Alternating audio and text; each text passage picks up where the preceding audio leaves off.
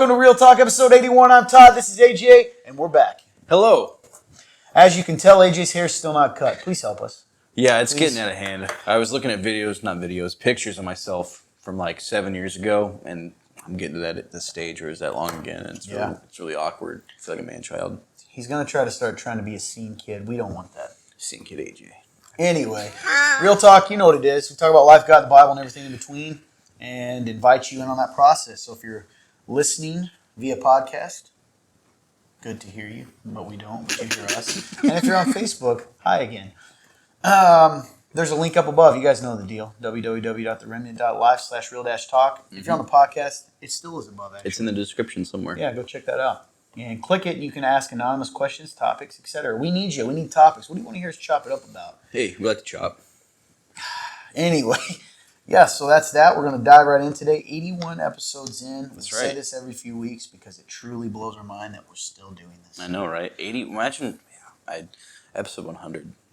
We'll see, man. If we get there. We've been looking at some mock-ups of the new studio. It's pretty cool, man. And by new, we mean the new space that we're going to make look cooler. Yeah, it's right. Because we had to change some of our initial plans. Yeah, you're right. Turns out new things cost money. New things cost money indeed. So, we'll dive right in. Typically, we kind of catch you guys up on how our lives are doing, and maybe it help you process what you're going through. So we'll go ahead and do that today. We do have some good questions. We'll see where it goes. Yeah. So, man, how's your week been? So, I was waiting for you to go, what's the Lord teaching you on your walk with Him? Well, sounds like you already asked. Yeah, He did. I feel like I'm kind of faced with a mountain right now. We were kind of briefly discussing it before we came on. I feel like I've been dealing with this just kind of sadness, this looming sadness, and I'm sure I've probably talked about this sadness that's probably throughout this entire show, like since episode 1. I've probably mentioned it here and there, and it's never really fully went away. And I think, the reason why I say it's a mountain is because it's still here, right? Like it's never really went away, like I said. So, trying to figure out. You mentioned something that was really cool. You said, to stop editing yourself, stop getting caught in that loop of, thinking like what is important, what is not important to say, and just say it, right? So I'm just kind of pondering on that, and so for me, just trying to figure out why I feel so sad lately. I know it's kind of something I've struggled with for a long time, and the thing that I can chalk up to it is I've always had moments in life where I kind of remember things, but I kind of don't. It's like I think I've explained to you before, it's almost like a blur. It's those memories that you suppressed, whether that's from childhood or that's just something like really terrible that happened. You can suppress those things and they become blurry, and it's like you actually almost don't remember it. And I think that's kind of where I'm at sometimes with my life. And not to say that I've had anything super terrible happen to me, but that's just kind of how I dealt with things even as a kid. So that's kind of where I'm at right now, is trying to figure out like what are those things that I refuse to process, those things I refuse to go back to so I can heal from them. I would rather just shove them aside and not deal with it. So that's kind of where I'm at right now. Other than that, man, we're still in a very exciting time. You kind of briefly mentioned, having to rethink some things, but as far as church. So it's still exciting, man. It's super cool to be here. I think, despite anything that may seem, offsetting, God's still moving here, and that's something I always have to try to keep my mind on, especially in my own life. So other than that, man, I'm doing pretty good. I think I mentioned something the other day. What was it? It kind of had to go with the whole sadness thing. Dang it, I don't remember. Yeah, I don't remember. It was just on my mind, and I mentioned something else. But I guess to keep it brief, yeah, it's just kind of where I'm at. I don't know. Yeah. Yeah, I don't. We did talk about one of the challenges of Real Talk sometimes filming is that we have Real Talk at random times, like before we film. Yeah. We probably just have it fine-tuned clean, just start pushing play. But Actually, I think we have that on. Well, I think it was, yeah. But regardless, I think that, yeah, man, what I mean by self-editing, and we do this sometimes. So a lot of times when we're processing things, say we're struggling, we're sad, we're down. Part of the processing process is having to dig through the top level, right? The top layer. So the top layer might be I am sad. Yes. And starting to get to the root of that, because the only way you can really deal with it is getting to the root of it. What I've noticed is that a lot of times we self-edit, and that's kind of what I was talking to you about before we came on, and what you sort of briefly described is someone might say, well, what are you sad about? Well, because it isn't on the top level, and you decide, you being you, me, we decide, well, they don't want to hear that, or they don't want to hear this, or this is stupid, I shouldn't be sad about this, I should be past this, I'm too mature for this. So we, instead of telling them this maybe irrational, sad thought, we just self-edit. We say nothing, because we'd rather say nothing than be honest about this feeling we're having. The problem is that the feeling's still there. We're going to feel things in life that are irrational. That doesn't make the feeling go away. Instead, sometimes we need to process that by sharing that irrational feeling so that the irrational thought or whatever is the root of it, and then having someone else speak into that. And if you don't, you end up getting caught in this loop because someone says, how you doing? I'm not well. Why not? I can't tell them that it's because I'm sad about people don't like me today because I'm an adult and that shouldn't matter. So I'll just say nothing. I don't know.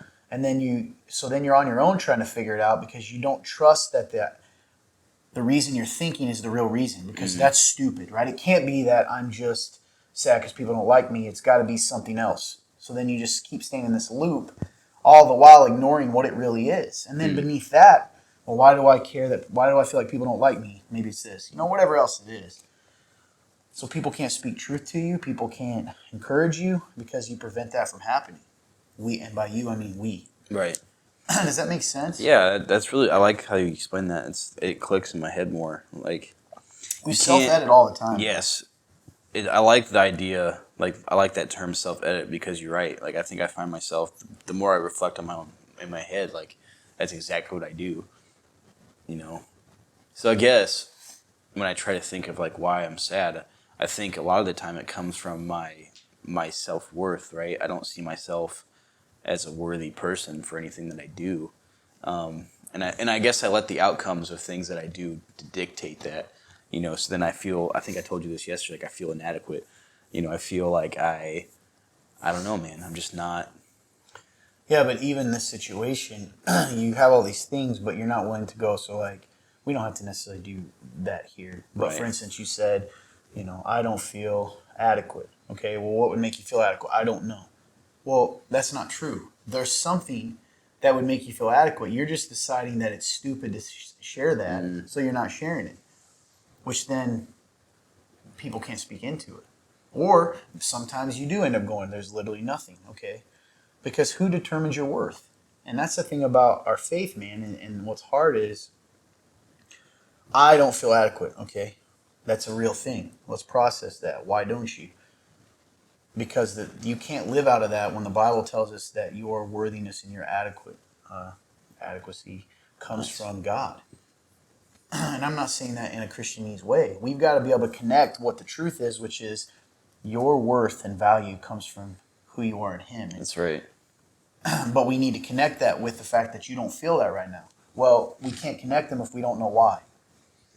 And it can't just be, I don't feel that way. Okay, well, a lot of times what I try to ask myself is, what would make you feel that way? If it happened right now, magical world, you had whatever it took to feel better, what would it be?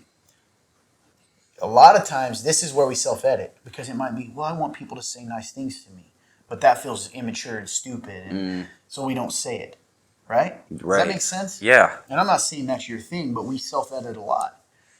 And you got to quit doing that, man, because I think that's how the enemy gets us. It's just another way to isolate us. I was We about may to not say that. physically be Isolation, isolated, right. but we're isolated in our head. And that's so good, man, because I think that's kind of what's happened to me. I think I've become kind of isolated in my head for a long time without even realizing it. That's the scary thing, man. Yes. That's the same for me. The worst, I always say this, the worst place for Todd to be is in his head with himself. Because The old me is a liar. He's a traitor. There's a traitor inside of us, that fleshly side. That traitor doesn't trust God, doesn't believe God, that sinful part. And the traitor sometimes opens the door to the enemy outside, right, who's telling me lies. So he's whispering in the castle, hey, open the door. And I'm like, yeah, I do suck, and I'm not going to do this because I'm not worthy. And then you open the door, and before you know it, then your whole life is, I'm not talking about possession, I'm just talking about more lies, right? The traitor within does not want to believe God's word. Or believe God or do those things. So he's a man. I don't trust myself sometimes. Me either. Now the Holy Spirit's in there, right? I'm when I'm doing the right things, but I don't know. I think, by the way, if we're going to be real, you and I talk a lot about being real and the church being what it's supposed to be. Well, these kinds of things are exactly what happens in the church. People don't intentionally do it. You just said, I don't even know how it happened. Well, it happens because we're not willing to continue to be radical. Because things become normal. So, and I'm not picking on you, but for you guys and me and you who want to talk about this all the time, now we can have some sympathy for everybody that ends up playing church. Because you and I, you're starting to do it. Yeah. I'm starting to do it. You're not, on the outside, you're doing the right things. You're just struggling. Right? And clearly I do the same thing all the time. I don't know if that makes sense. Yeah. So in a way, we're playing church. Because we don't trust him, right? We don't trust God. Because God says, hey, for instance, confess your sins to each other. Pray for each other. Proverbs talks a lot about, the benefit of a good friend or sharing things or processing things, Sometimes it's just confessing, I haven't prayed or been in the Word. I don't know. Do you really want to do the work to not be there? To not be in that place that you're at, right?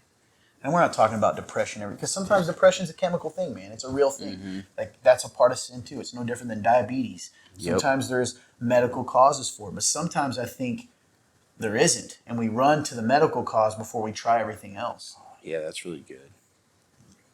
I agree, because you even look at like mental health diagnosis, right? I think it's been it's just shot like crazy up in numbers. What's easier, going and being told this pill will fix you, or digging through things and praying and again, there are times that I know everyone ashames someone's dealing with true mental illness. It's a real thing. Absolutely.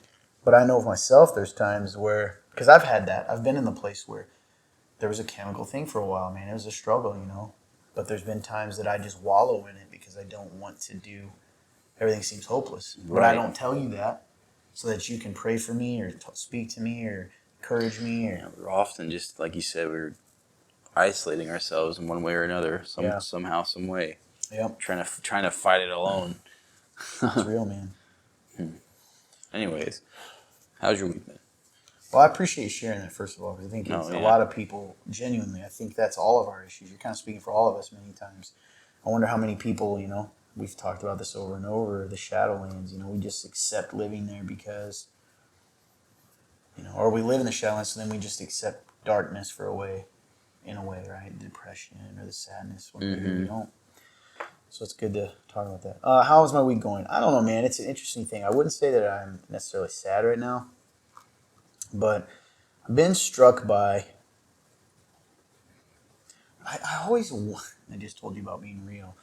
I tell you guys things, and then I wrestle with whether to do it on Real Talk. Yeah. Truly, I do. I get it. Part of it is my position. It's the truth. People that, I don't know what to share.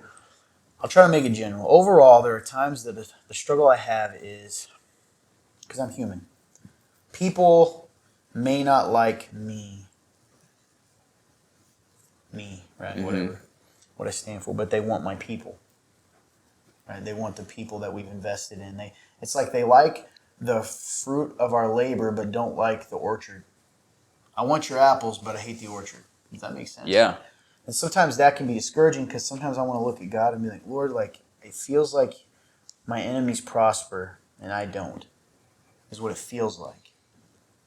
And I say feel because that isn't truth. And even if it was, God says that the rain falls on the just and the unjust alike, that sometimes things happen. And he's been so good to me.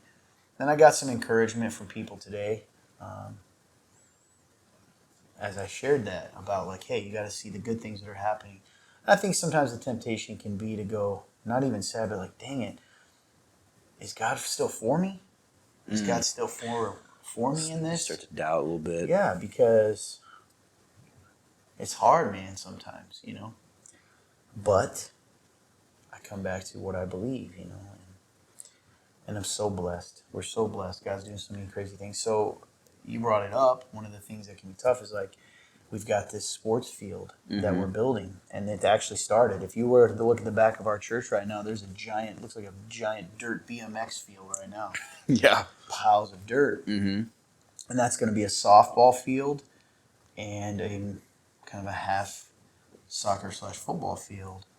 Purpose being, one, it can be used by the community and the church softball league here in town. That's it's gonna be right. like a shared field, open to people, and then also run sports leagues that are free or very low cost for people that can't afford that. Because we've talked to a lot of people that their kids can't be in sports because they can't afford it. Just to be a beacon. So we're really excited, and God opened some crazy doors. We've been talking about it for weeks. We also had a plan for an outdoor or a separate studio building, all these things. Well, the financing was there. Well, with COVID and stuff, things change, and people, on paper, anyway, the financing changed a little bit, so we had to make some adjustments. Okay, so we're not doing the studio right now. We're not doing this. Now we have to kind of walk out in faith on finishing this field that's already started. Yeah. Because we had two options. We can just sit around and wait, or we talked about for or we make things happen because we know that God, He's set the table. Maybe now's the next step of faith. Will we step when it doesn't seem as easy? So, like you said, a lot of cool, good things are happening. You can either look at that as a setback or look at it as an opportunity to strengthen our faith. But that's so good, man. I didn't even think about it that way. Yeah, because maybe that's it. Maybe God's saying, okay, you say you trust me. Well, do you trust me when it's not quite as easy? Right. When the waves are high. I was about to mention that, the boat, yeah. So, still a lot of exciting things, and I'm glad you said that at the beginning because that is a good reminder when you said, a lot of cool things are happening here. Dude, God's changing lives here. And we just talked about before we went on, for those that listen to the podcast that aren't part of this church and those that watch the Facebook video, we want to do a video, and we've talked about it for months, maybe a year, and we're going to do it. It's on our list now. Sort of an impact video to show you lives that are being changed, things that are happening, and kind of our dreams of what we want to do in this community. And so I think that'll be good for us too, to see, right? So we're bragging on God a little bit. Oh, yeah. That'll be fun. Absolutely, man. It'll be a blast. I'm super excited for it. One thing I did want to ask you was when you mentioned, like, feeling like, is God for me? Like, do you think in those moments, are you doubting God, or do you think you're just more doubting yourself, or, like, the way He sees you? Or? Yes, that's it. That's why, that's a great point, and I want to explain that. Because I believe God so much. Yeah. If they, maybe my enemies or the people or whatever, it's not even just enemies. If people are getting blessed and I'm not blessed, right? I'm using air quotes if you're in the podcast. Whatever that is for me in that moment. They seem to be succeeding. And I feel like I'm constantly hated, but I'm still in this weird position. Constantly hated, once again, air quotes. My own personal issues I'm dealing with. I go, well, the issue can't be with God, it's me. Right? Because He's good, and so everybody must be doing it right except me. That can be the lie. What am I doing? I've failed Him. Because I think I've shared before on this. Sometimes I think my struggle can be, I feel like the stepson, right? The cinder fella in God's household. I'm allowed to be in it because of what Jesus did, but He doesn't really want me there. Right. I know that's a lie, but going back to what we kind of talked about with you, that feeling's real. Yep. And you know this, I kind of shared this weekend. Sometimes people think that, this is a really hard thing for me to say. I do not see good in myself very often. So the confidence that I put out is confidence in God, and I just walk out. And I'm stubborn, which can be good. But I don't see a lot of good in myself. So sometimes, too, people, if people think I'm arrogant, for instance. Yeah. Anyone that knows me knows that's the farthest thing from the truth. So then it's like, I don't know, I'm defending things that I'm not. And then I start to wonder what's wrong. it's you. To answer your question simply, it's me, right? I Mm-hmm. always think there's an issue with me. I relate to that because that's how I always feel too. It's like I never, ever since I've truly discovered God and I've met Jesus, like I know that God is always there. Like I've never doubted God. It's always been myself. That's how I've been too. But when you do doubt yourself like that, we are still doubting Him Yeah, because what He because sees us. we're saying that our value to Him is somehow based on us, Yeah, and that's which what's is crazy. farthest from the truth. And the times that I've watched Him move the most in my life is when I've walked in the authority and position I have in Him and trust that He's my Father, and then He does crazy things. Right? It reminds me of when it's a big deal when you have those kids, jump into Daddy's arms from the table. When I jump, He catches me and does crazy things. When I stand there, I'm missing out on a lot Hmm. because I'm afraid He won't catch That's me. right. And Because what? He doesn't love me. He's trying to talk you into jumping.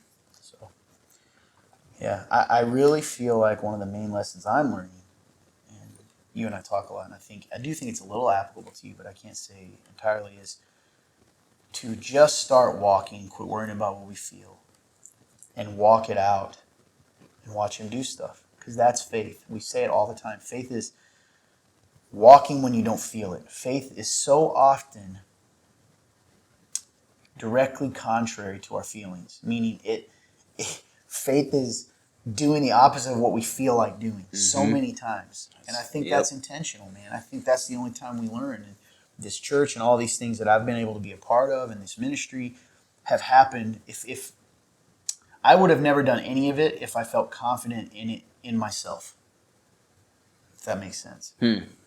But every time I've done it, crazy things have happened. And that's kind of what I told you before we went on without getting, because people may not know the background of this, but I told you before we came on, we kind of talked about like we gotta work harder. We gotta do more. Because what I think happens is, at least for me and all about you, is I can start getting stuck in neutral because it's so funny you said this. I'm not consciously thinking it, but subtly I've stopped trusting. I'm like, I have all these things that I feel like He's kind of saying, you can do this, do this, do this. And I'm like, but what if you don't? What if you don't come through, God? Yep. I'll just wait for it to happen. That's like Jesus telling Peter to walk out of the boat, and Peter sits down and says, I'll just wait for you to move me from this boat. Right. Right? And God's saying, I got a miracle here for you, right? Miracle, whatever. But you got to take that step. That's faith. Because God's long-term goal for me and you is for us to grow in our trust and faith in Him. And in doing that, we become who we're meant to be. Truth. Just thoughts I've had. So it's a good place to be for me today. Yeah. Which is probably rare for people to hear. Is just I'm inspired to keep walking. That's where I'm at today, and I'm excited about the things we talked about. I'm excited, which is funny too. My personality. When I'm in neutral, I'm miserable. When I hit that car into go, man, go. To drive, I get excited because I'm not even worried about it. I'm a dreamer and I get excited because I've seen Him do. We can either look at it like, oh my gosh, we got a dirt pile in the back. I don't know what we're gonna do. We can go, God has literally started a field. He's like, hey, this is happening. As an example. Right. We always let the details. I feel like we always let the details of things get the best of us. Like we let the small things shape the big picture. You're right, man. You're right. Well, let's dive into some questions. Sure. So I have a question here, very personal question by the looks of it. Thank you for asking. The question is, people often accuse me of being aggressive because of the way that I used to be when a lot of these people first met me. It's true, I was aggressive, snappy, defensive, and self-protective. However, I've been changing over the long history of these people knowing me.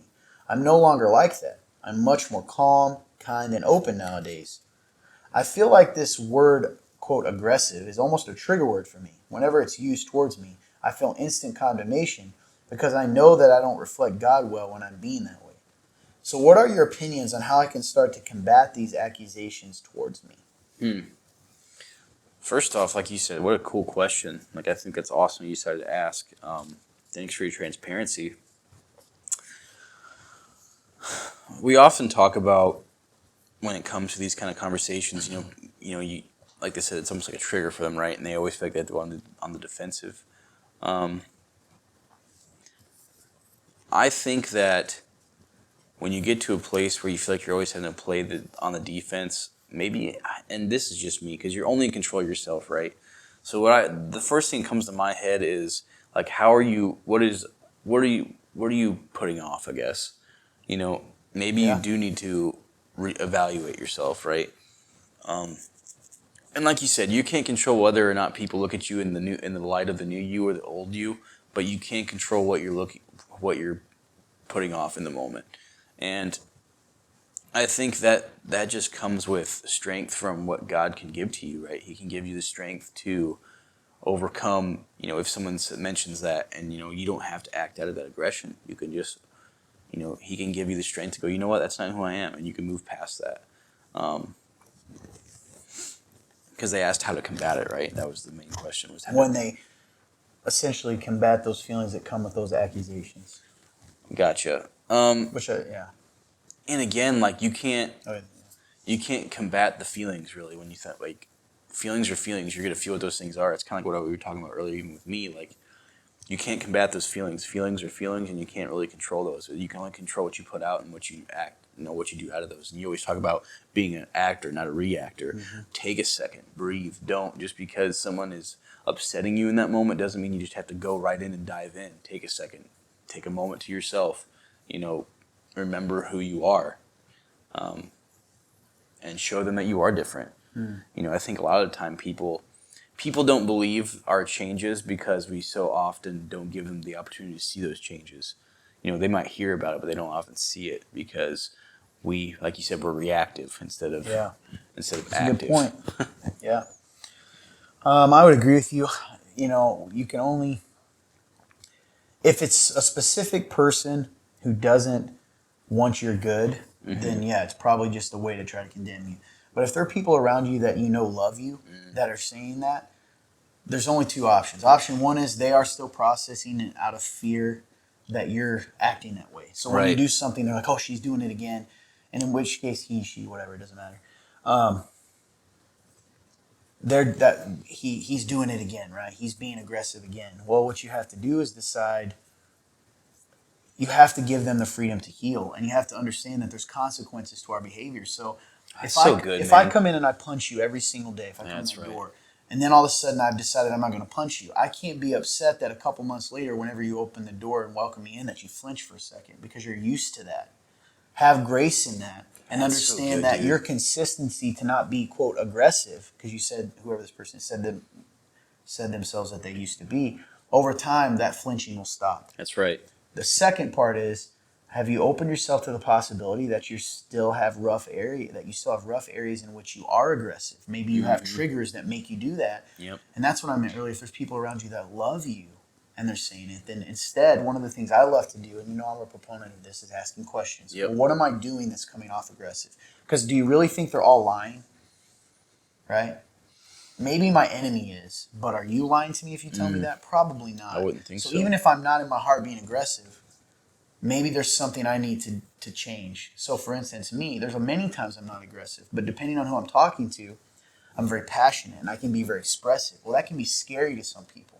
So should I just tell them to accept that, or do I need to change and slow down maybe and use less arm movements or whatever to make them feel like I'm not aggressive? That's not people pleasing, that's loving. There's a difference. That's really good, man. Just some thoughts. But be encouraged. God knows your heart, and eventually your consistency and your change is going to show. It really is. So keep doing it. I love that. Yeah. Okay, next question. How do we know the 66 books of the Bible are the right ones? So we get this question a lot, and I'll give you the easiest answer. Ready for some logic? I like logic. Do you believe that God, if there was a God, would he be all powerful? Answer is yes. Would he be all knowing? Yes. Would he be able to use people, imperfect people, to bring about his will? Yeah. So we have to trust that God was directing the early church leaders and those who put together the various testaments, right? And that his spirit was guiding that into what can be trustworthy, especially when there was nearly unanimous decision on what that was going to be. Right. I could give you the whole history of that. that's probably not what you're interested in. The way that we can trust it is trusting God and knowing that God is omnipotent, all-knowing, all-powerful, and that he used people to protect the truth of his word. And one of the greatest proofs, well, we can trust it because God's Spirit, but also there's factual things too of, the earliest manuscripts we have of the Bible are nearly identical to what we have today. And that's not the case it's astronomical if you go and look at the earliest books we have of other things and the differences between then and now. And it's just been protected over time. So crazy. There was a lot of criteria that the early church fathers, when they finally came together to determine what was canon. First of all, the Old Testament was already canon, right? And Jesus affirmed that as the truth. But they had a lot of criteria. Was it written by an apostle? Was it, all these other things? So that's the simplified version of it, is God's God. And if you believe he can set the sun in the sky, then he can certainly protect his word. word. Yeah. Absolutely. I love that. Because I've actually had people ask me that before too, well, why wouldn't he stop this person from getting shot, for example? But, he could use these people to protect this book. I'm like, oh, big difference. I think when God knows, it's hard to explain in a way, but the way I've always kind of talked about it is God, this was something that God knew that we needed, and of course he was going to protect it. Yeah, absolutely. Yeah, and guys, as you're listening to that question, if you're the person asked, if that's not the specific question, we didn't answer it the way you're wanting. If there's something more specific, like you want to know, hey, what were the criteria? Let us know that in the comments, or even using the link, and we'll go further into that. Mm-hmm. That's a great question. Oh, absolutely.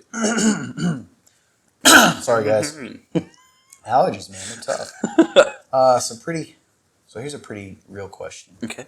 What are your thoughts? When I was an unbeliever, I felt more loved and cared about by believers than when I became a believer. Am I doing something wrong? Is this a thing within the church? Man, wow.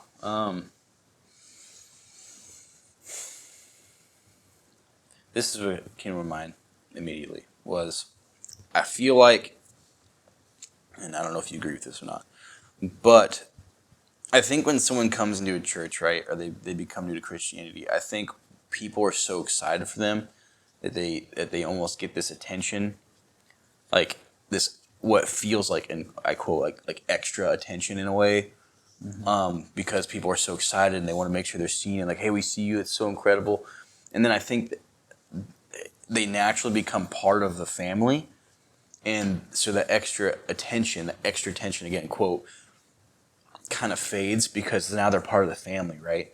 And I think it becomes they're there and we love them, but it's not. And I don't know if that's just because that's just us as imperfect humans, but that's kind of how I look at it. And so then I think sometimes people can feel less loved because maybe they don't feel as seen as they were when they first came. Does that make sense? Yeah, I think that's a great point. Yes, and I don't know if that's the fault of the people at the church. I don't know if that's just natural humanness. I don't know what that is, but that's what I think. Yeah, I think a lot of times. Oh, and your own personal investment too after you're first there. That's a great point. Yeah. I agree with you on what you just said, and I think that part of that comes from a lot of times people have a leaning. Clearly, evangelism, which means reaching the lost, is really important. Yeah. So is loving your brother and sister in the church, right? Yes. You bring them into the family. Both of those are important. And sometimes different groups of believers can be really motivated a little bit more than one than the other. So if you're really evangelistic, sometimes maybe that march to reach people, to give them the cure, right? To love them, heal them, get them saved. Yeah, I think you get extra attention. Well, it seems that way. Anyway. Right. So yeah, it's hard to know without knowing the specifics. But I think you hit the nail on the head. I think one is, what do you mean by loved?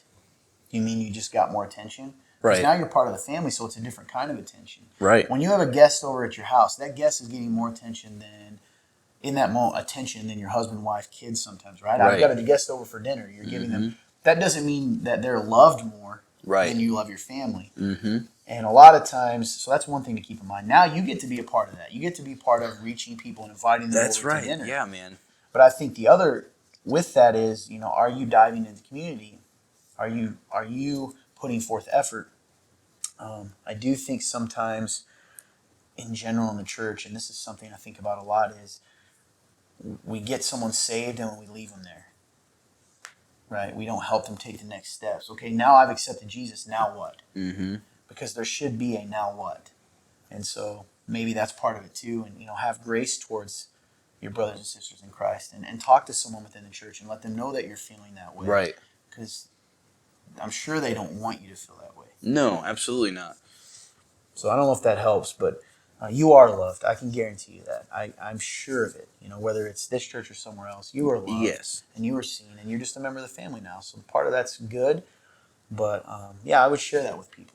And also think to yourself, what makes me feel loved? What made me feel more loved then than now? That's really good. I like that. Yeah. I like the question, now what, too? Like, what's next? That's good. Yeah. All right. We got some good questions today. Next one. In the area of community accountability, I find that there's a significant difference between people around 35 to 40 and over, age-wise, and those younger. The older of the two seem to lean more towards the, quote, it's just me and Jesus mentality, and, quote, everyone learns at their own pace. The younger seems to be more open to being open, real, and willing to be pushed a little more. Thoughts? Do you see this, or is it just me? I think there's some validity to this. I think that older, what's the word I'm looking for? Is it demographic? Mm-hmm. The older, Nice, good word. Yeah, I think that demographic is. I think they have what we call, quote, more traditional values, and I think the more, quote, traditional values is more towards that mentality. The best way I can, and again, I'm still a relatively newer Christian, so from what I've experienced and what I've been told, I think that more traditional value is, you come to church on Sunday for a couple hours and you go about the rest of your life. That's it. And I think It's your faith's very personal. yes, Yeah. yes, and it's just all very. I guess the only word I can think of currently is surface. You keep a lot of it on the surface with your church people. You separate church from your life. Really, it's in a whole different box. You have your personal life, your family, and then church is over here. And it's not combined together. While the younger demographic, we take it all and we put it together. So we have our life is church, and I think that's what the Bible portrays anyway. I think that's how it's really supposed to be. Not to say that the older demographic had anything wrong, but I think there was definitely some things that they were missing. Yeah, so for me, I actually agree and I agree, Yeah. but I disagree too a little in the sense that what I see is I'm in a unique position here. And I actually would put it probably more 40 and over and under is what I've kind of noticed. Mm-hmm.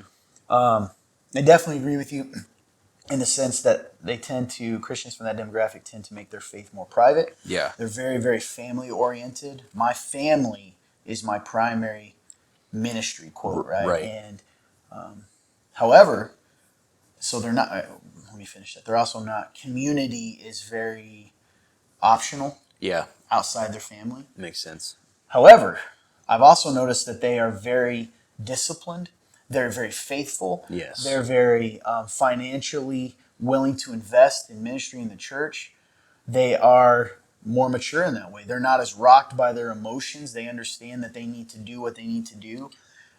And the younger demographic is, don't tell me what to do with my money. I do what I feel. They're not very good at the disciplines, meaning prayer, reading scripture, all those kinds of things. So, in fact, the only thing I would say they're really good at is passion. This is below the 30. Passion, excited for the lost sometimes. I'd say both are probably equal in there. But passion and desire for community. They definitely desire for real. They want to be real. Because I don't necessarily think these older demographics surfacey. I just think they're more private. Gotcha. What I think should happen is they both should bring that. Do I think the older demographic, it's not even old, it's just 40 above, is very stubborn and they don't like to be kind of told what to do, right? But so does the younger, and it just depends. No one wants to be pushed. No demographic wants to be pushed in the areas they don't want to be pushed in. Right. So the younger demograpic's yelling at the older demographic saying, you need to be more community and be willing to be pushed. And the older is going, you need to be disciplined and give to your church. And I think what needs to happen is both need to put their pride aside, come together, and help each and other. help each other. But Yeah. yes, overall, I would say the older demographic probably is a little more like private. Yeah, that My makes faith sense. is my faith. Stay out of my business. Right. You know, we joke a lot. You don't love families. You're trying to tear. No, I'm not. Like, Right. you know, or one of the things that's. I'll just leave it at that. Right. I don't want to get We too. both. Yeah, you're right. Both demographics definitely bring the pros and cons. Sure. 100%. But yes, I would say that one of the cons of the older demographic, since that's very specific, is they don't have it as, you know, community is on their terms Yes. when they want it, and it's optional. But boy, one of the things I really admire about that demographic is their faithfulness, their maturity. Yeah, absolutely. When it comes to the disciplines and like when they say they're going to do something, they do it. There is Yes. something about, you know, millennials. I'm technically a millennial too and below. Mm-hmm. They're flighty, man. You can't always trust they're going to do what they say they're going to do. You're right. But yeah, I think the unfortunate thing is that sometimes that pushback against community is robbing that demographic, the older, from teaching the younger some of those things. 100% agree, dude. Don't have anything else to add to that. So pretty good stuff. Where are we at? Clint, he's not even, look at that fun term. I'm firing that guy. Just kidding. He's doing a great job. Just whisper it. Okay. What we got over here? I don't know. You got any others? This one, I'm I thinking got of this saving. one. Okay, you can ask it, I guess. Cool. I'll try to make it fast. All right. Okay, so do you think churches have a systematic theology trying to modernize the gospel since humans are/can be creatures of habit? Like everything has to have a system of some sort. So let me define systematic theology. Who asked this person? Systematic theology is the system of beliefs of your theology, what you believe about. So in this case, in Christianity, what is Christianity? And what they're saying is, do you think churches are trying to change their view of theology and trying to modernize the gospel? And you know, since I guess I'm assuming by the asking the question that they're saying that happens because we want to fit the gospel to our habits, maybe. Yes, I think that happens. I think that's people, we talk about that a lot. That's where the prosperity gospel comes from. The idea that I want to make the gospel more palatable. I want it to be easier to swallow. Right. So I personally don't have a problem with changing the delivery. I think of Like Paul. Paul, I become yep. all things to all people. However, sometimes you can focus so much on the delivery that you do end up changing the gospel or making it more palatable. And that I don't have a problem with. So for instance, in our church, we do things that maybe are flashier sometimes, or we'll do lights to enhance things. We don't care. We want to make the frosting of the cake being the truth, look appealing. But at the end of the day, we only do that so they take a bite and get the gospel. That's We're right. not going to change the gospel. That's right. And I don't think, and that's the danger. Is there are it's certainly easier to make. You can be a much more successful church through the eyes of the world by being willing to have a soft, easy to swallow Christianity. Yeah. That doesn't challenge you, push you, or convict you. And by convict, I mean tell you truth. That's the Holy right. Spirit convicts. But so yeah, I think churches sometimes do that. I think but that's happened throughout history. We've tried to, it's not just a modern thing. That's happened throughout the history of our faith. There have been people who have tried to change it. Yep. And have tried to make it easier to swallow. So that's my quick answer on that. Yep. I agree, man. Yep. Hey, decent show. We went back to question format. Yeah. I think it's good to mix it up. Absolutely. We like topics. We haven't gotten as many topics lately. I do know we have a list to get to sometimes. So Yeah. we'll try to do that. Any thoughts to close up?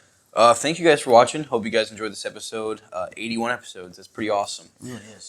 If you guys listen on the podcast, thank you so much for listening. I know we're slowly growing. I saw someone from Alabama listen last week, so that's pretty cool, man. Roll Tide. Roll Tide. Other than that, I love you guys. If it wasn't for you guys listening, whether it's podcast or Facebook, YouTube, wherever you're watching from, we wouldn't be doing this. So thank you guys so much, and I love you.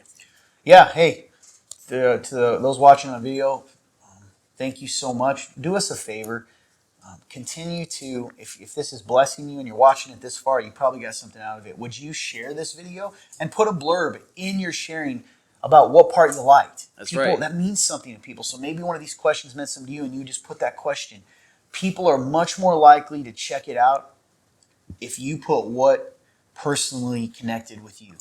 So do that, like and comment. All those things are called engagement, guys. That's what it's called in the fancy analytic term. And the more engagement we get, the more people it reaches. That's just how Facebook works. Because have you ever wondered how certain videos get shown on your feed more? That's right. how it works. And we are so blessed to have an audience and a bunch of ministry partners that do share that. So first off, thank you, Absolutely. but keep doing it and be personal. Also, if you're listening on the podcast and that's your format, or like the way you like to listen, maybe you're that Alabama person. I just told you, Roll Tide. Either way, take an opportunity to share the link to the podcast on your social media platforms, and maybe put in there something that intrigued you. So you can do that on your Instagram, you can do that on your Twitter, you can do that on your Facebook. You can put a link to that podcast, whether it's Spotify or Apple Podcast or Caster or a Breaker, right? Or Castbox, whatever. All these different things that you use, guys, when you do that, that really does impact people. So a shout out to a lot of people, all of you out there that I've seen do that lately. Man, it means a lot. I noticed, we have a ton of people, but one just pops up. I know Sierra, whoever she is out, she knows who she is. She shared it and put it on her story and put listening on podcast, and she put the name of the podcast. So thank you if that's what you do. You're already doing that. We see it. We appreciate it. You're reaching people. That's right. Even last week, we thought we had a down video reached over, just the video itself reached over 300 views. That's not counting podcasts. Let's keep doing it. Let's keep spreading positive things on social media, because why? Social media needs it in a time when things are dark. So I said this yesterday on my personal Facebook, kind of corny, but it might apply. Listen, in a really dark room, even a match looks really bright. Let's be a match on social media. In the midst of the darkness of it, let's be a match. So hashtag let's be a match. Hashtag be a match. There, we just created one. I hope you guys have a great day. Give us comments below what you liked, maybe what you didn't like. Be nice. If there's other questions you have, I know people have been relating to us. We read all of those. We're very thankful. Yes. If you guys want to donate, it would mean a lot to us. If you are not a part of this church, but this blesses you, it means a lot to us if you would, just support this ministry. We're not driving Lamborghinis. We're not doing that. It goes directly into this. You can do that at www.theremnant, remnant.life/give. You can do that on your podcast too. Hope you guys have a great day. We love you so much, and truly, God bless you.